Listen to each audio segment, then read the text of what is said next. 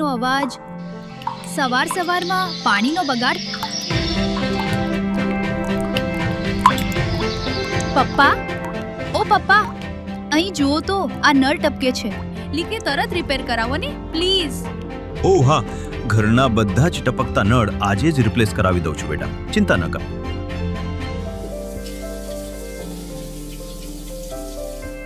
Mummy, આ પાણી ગટરમાં કેમ જવા દે છે? છોડને પીવરાવવામાં કામ આવશે.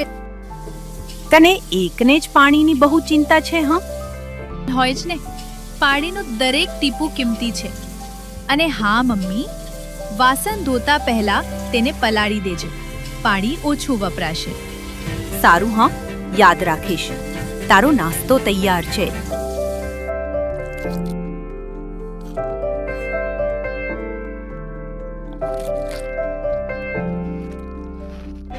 મમ્મી, આ ફિલ્ટરનું વેસ્ટ પાણી ઢોળતી નહીં.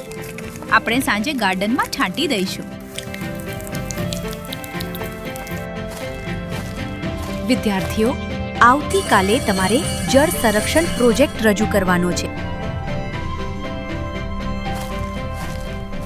આ પ્રોજેક્ટ કેવી રીતે પૂરો થશે? સાથે મળીને કરીશું તો ઝડપથી થશે. ઘરમાં તો ઠીક, પણ ખેતીમાં પાણી કેવી રીતે બચે? મેં રિસર્ચ કર્યું. જો આ અમૃત સરોવર યોજના સરકારનો પ્રયાસ છે, જેથી ભૂગર્ભ જળ વધે છે. અને તને ખબર છે, આજે ખેડૂતો પણ ઘઉં અને ચોખાને બદલે મિલેટ્સ ઉગાડીને પાણી બચાવે છે. અને આજે માઇક્રો ઇરિગેશન જેવી આધુનિક તકનીકોથી સતત પાણીનો બગાડ પણ ઘટી રહ્યો છે. અને હા, નાના પ્રયાસોથી વરસાદી પાણીનો સંગ્રહ પણ વધ્યો છે. વાહ મિત્રો, આ ખૂબ સરસ માહિતી. પ્રોજેક્ટ માટે મોડેલ બનાવીએ અને બોર્ડ પર માહિતી લખીએ. આટલું પાણી વેડફાય છે.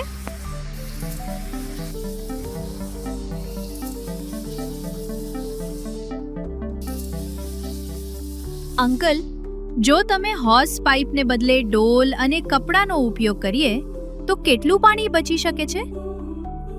જો આમ. અરે વાહ પ્રકૃતિ, તારી વાત સાચી છે. મેં વિચાર્યું જ નહીં.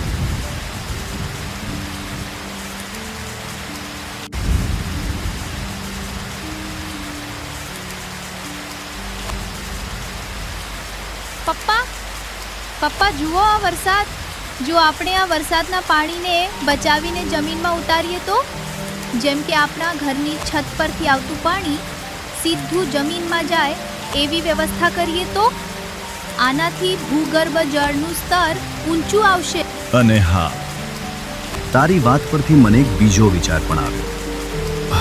આપણે આપણા ઘરમાં પાણીનું મીટર લગાવવું પડશે. પાણીનું મીટર? કેમ પપ્પા?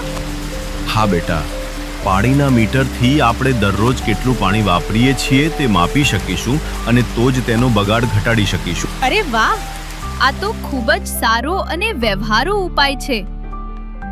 સવારના ટપકતા નળથી લઈને સાંજે પડેલા વરસાદ સુધી મેં શીખ્યું કે પાણી બચાવવું એ માત્ર મારી નહીં પણ આપણી જવાબદારી છે.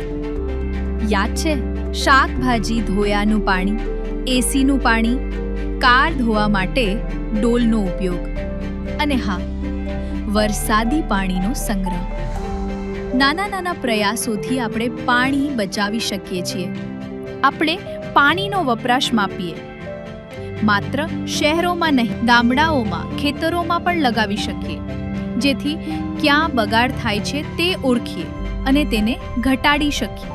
અને હા, ખેડૂતો માટે પણ મિલેટ્સ જેવા ઓછા પાણીવાળા પાકો, ટપક સિંચાઈ, ખેત તલાવરી, દરેક પગલું મહત્વનું છે. કારણ કે આ બધું એકબીજા સાથે સંકળાયેલું છે. આપણા વડાપ્રધાન શ્રી નરેન્દ્ર મોદીના મિશન લાઈફનો સંદેશ આજ તો છે, જળ છે તો આવતીકાલ છે. ચાલો આપણે સૌ સાથે મળીને પ્રયાસ કરીએ, પાણી બચાવવા માટે જાગૃત થઈએ.